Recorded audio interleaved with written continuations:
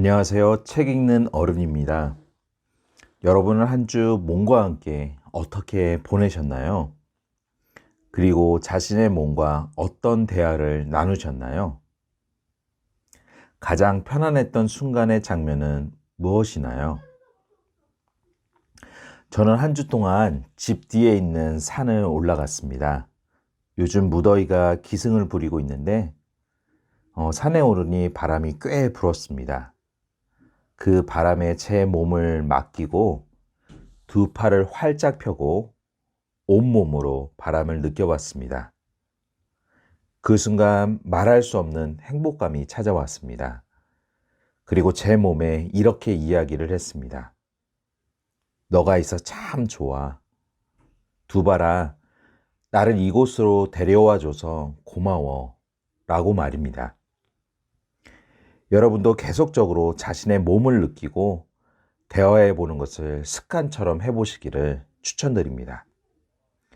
그럼 오늘은 3장 마음의 고통에 대한 응급처치는 몸을 돌보는 것의 일부분을 낭독해드리고 여러분과 생각해보고 실천할 수 있는 질문을 나눠보겠습니다. 마음이 힘들고 고통스러울 때 우리는 마음을 안정시키려고 애씁니다. 좋은 생각이나 기억을 떠올리려고 하고 좋은 책을 읽거나 강연을 들으려고도 합니다.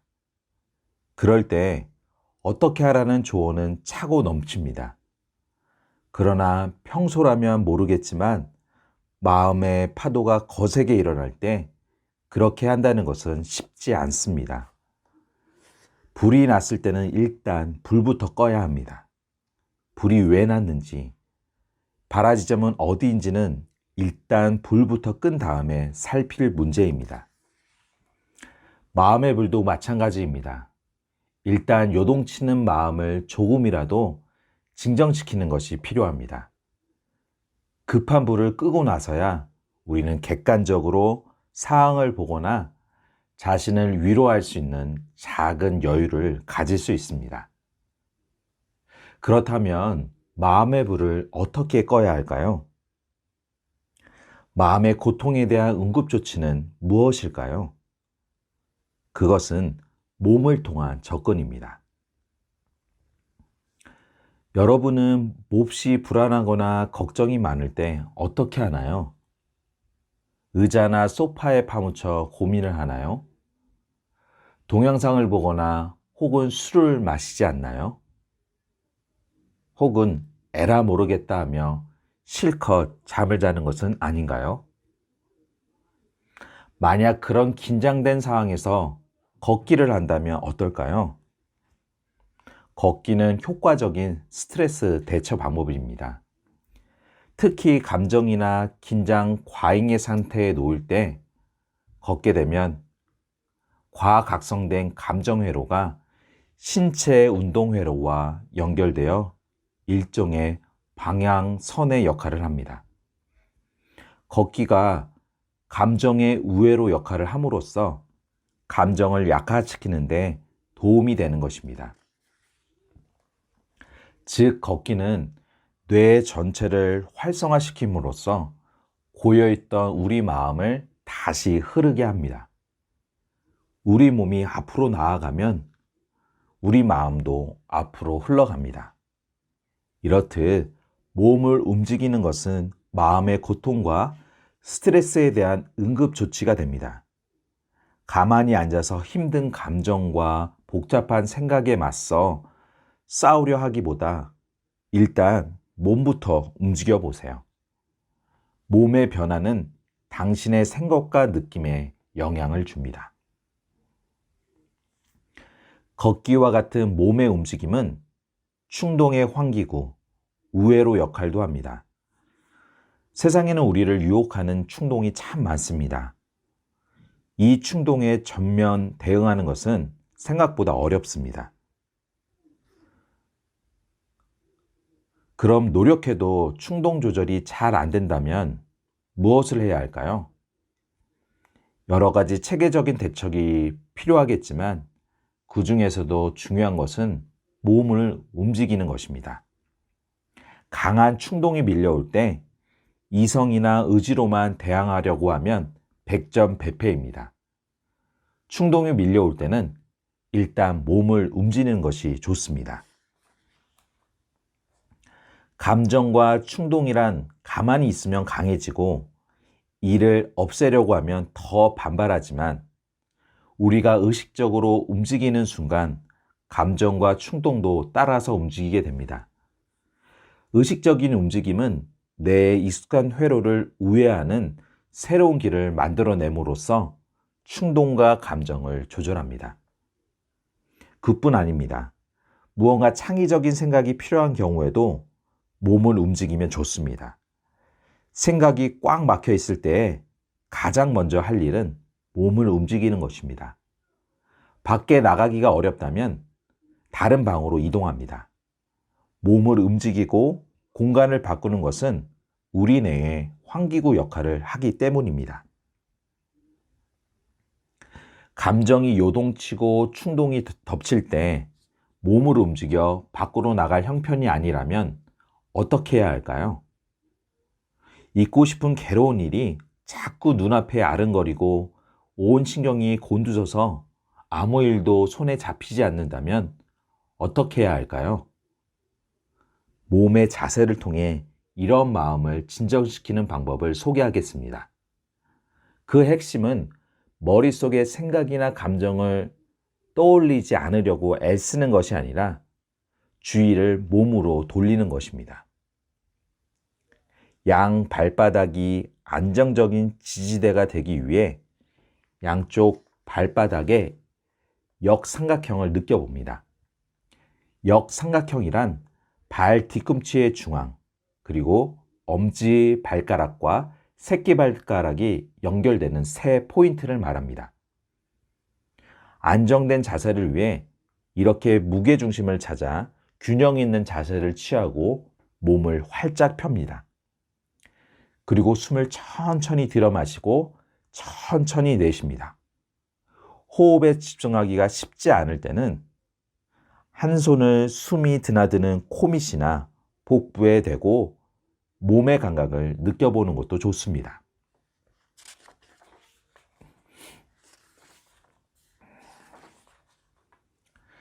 감정의 뇌와 이성의 뇌를 연결시키는 라벨링. 호흡만으로는 감정을 안정시키는 것이 쉽지 않습니다. 좀 더 효과적인 감정 조절법을 연습할 필요가 있습니다. 그 방법으로 라벨링이라는 기법이 있습니다. 쉽게 말해 감정에 이름 붙이기입니다. 원래 라벨링 기법은 자신이 느끼는 감정에 이름을 붙이는 것입니다. 간단하게는 나는 화가 났어, 나는 슬퍼, 나는 지금 불안해라고 감정에 이름만 붙여도 감정을 조절하는 효과가 있습니다. 좀 더 여유가 있다면 그 감정의 강도를 몸으로 평가하여 점수를 줄 수 있다면 더 좋습니다.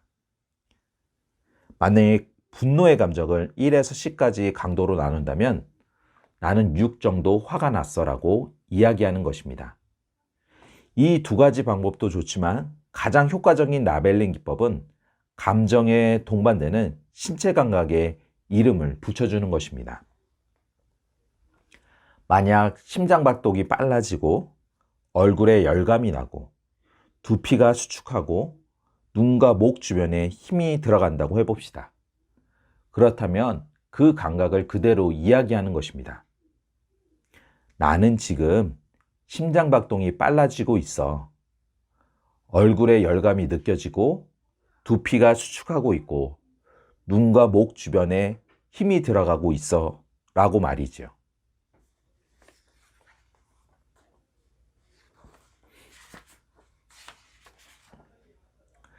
마음이 우울하고 외로울 때 마음을 바꾸기 어렵다면 몸부터 돌보는 것이 좋습니다. 예를 들어 옷을 따뜻하게 입고 따뜻한 차와 음료를 자주 마시며 입맛이 없더라도 뜨거운 국물에 갓 지은 따뜻한 밥을 먹는 것입니다. 좀 더 여유가 있다면 가까운 온천이나 마사지숍을 들리거나 따뜻하고 편안한 이불이 있는 숙소에서 하룻밤을 지내보는 것도 좋습니다. 그렇다고 우울이나 외로움이 싹 가실 수는 없습니다. 하지만 우리가 스스로 몸을 돌볼 때 출렁거리는 마음은 다소 진정됩니다. 몸뿐만 아니라 마음 역시 돌봄을 받는 느낌이 들기 때문입니다. 몸은 중요한 기억의 저장고. 우리 몸에는 일종의 기억시계가 있습니다. 특히 우리가 어떤 충격적인 사건에 대한 내적 경험을 제대로 처리하지 못할수록 그 사건은 우리 몸에 강한 흔적을 남깁니다. 다행히 유족이나 생존자들이 그 충격으로부터 충분히 슬퍼하고 위로받을 수 있는 상황이 되면 추모일 반응은 덜 나타나게 됩니다. 이렇게 마음의 고통은 몸에 저장되어 있기 때문에 상담을 할 때 내담자의 마음뿐만 아니라 몸에도 깊은 주의를 기울여야 합니다. 내담자의 억양, 자세, 몸짓, 시선, 긴장도, 신체 내부 감각의 변화 등의 많은 정보가 담겨 있기 때문입니다. 고통이 크고 잊히지 않는 상처일수록 몸에 주의를 기울이고 몸을 다루는 것은 무척 중요합니다. 이렇듯 심리치유 작업에서 신체적 경험을 다루는 것은 중요합니다. 자신의 상처를 얼마나 말로 잘 이야기하냐보다 그 상처에 담긴 감정과 감각을 다시 경험하느냐가 더 중요합니다. 그렇게 보면 자신의 문제를 잘 알고 있는 이성적이고 분석적인 사람들이 왜 정작 상담에서 치유 효과가 더디게 나타나는지 이해할 수 있습니다. 이들은 상담 내내 자신의 문제를 설명하려고 하고 왜 그랬는지를 분석하려고 할 뿐 정작 자신의 핵심 감정과 그에 따른 신체적 경험에 접근하지 못합니다. 머리로만 이야기하려 하고 이해하려고 합니다. 트라우마는 중추와 말초신경계, 근육, 내장기관, 호르몬 시스템 등 온몸의 각인데요. 호흡, 동작, 감정, 생각, 표현, 관계, 사회적 행동 등 몸으로 행하는 삶의 전반에 영향력을 발휘하게 됩니다. 즉, 사건 자체가 아니라 그 사건으로 인해 생겨난 신체적, 정신적 증상이 제대로 방출되지 못하고 신경계에 각인된 상태가 바로 트라우마입니다. 그러므로 트라우마는 심리적 충격이자 동시에 신체적 충격입니다. 의지와 상관없이 계속 몸으로 떠오르는 트라우마의 고통에서 벗어나는 방법 중 하나는 몸의 억압입니다. 트라우마를 경험하는 이들은 몸을 느끼지 않기 위해서 끊임없이 공상에 빠지고 과도한 지식과 논리에 사로잡히고 술이나 약물로 감각을 마비시키고 억지로 잠을 안 자고 멍한 상태로 있으려고 합니다. 그러므로 트라우마 치유에 있어 몸을 다루는 작업은 무척 중요합니다. 몸에 저장된 응결된 에너지와 기억을 재처리해야 하고 그래서 억압된 신체 내부 감각이 되살아나야 하며 끊어진 몸과 마음 그리고 뇌의 연결을 회복해야 합니다.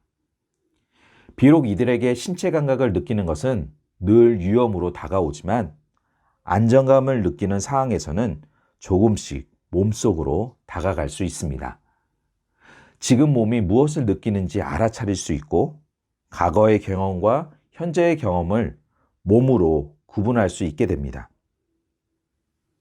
몸의 욕구를 읽어내 행동으로 옮기고 몸의 긴장을 조절하는 법을 익힐 수 있게 되고 나아가 몸을 통해 안정감과 행복을 느낄 수 있습니다. 그럼 여러분과 나눠보고 싶은 질문은 다음과 같습니다. 첫 번째, 여러분은 마음이 힘들 때는 무엇을 하십니까? 마음이 힘들 때 몸을 먼저 움직여 본 경험이 있습니까? 두 번째, 한 주 동안 여러분이 스트레스를 받을 때 걷기와 몸의 감각에 집중하는 그라운딩을 추천합니다. 자세한 방법은 책의 113페이지를 참고해 주세요. 세 번째, 여러분은 감정에 이름을 붙여 보셨습니까? 가령 나는 화가 났어. 나는 지금 불안해라고 말입니다. 한 주 동안 꼭 한번 실천해 보시기 바랍니다. 마지막으로 여러분은 힘든 고통을 경험할 때 무엇을 하십니까? 먼저 몸을 따뜻하게 하고 신체 감각에 집중하고 몸의 욕구를 읽어내 보세요. 그리고 몸을 먼저 돌봐주세요. 한 주 동안 위의 질문을 자신에게 해보고 노트에도 적어보셨으면 합니다. 무엇보다 책의 내용을 우리 일상에 작은 실천으로 옮겨보셨으면 합니다. 오늘 내용이 여러분에게 와닿았다면 구독과 좋아요 꼭 눌러주세요. 그럼 다음 주에 만나요.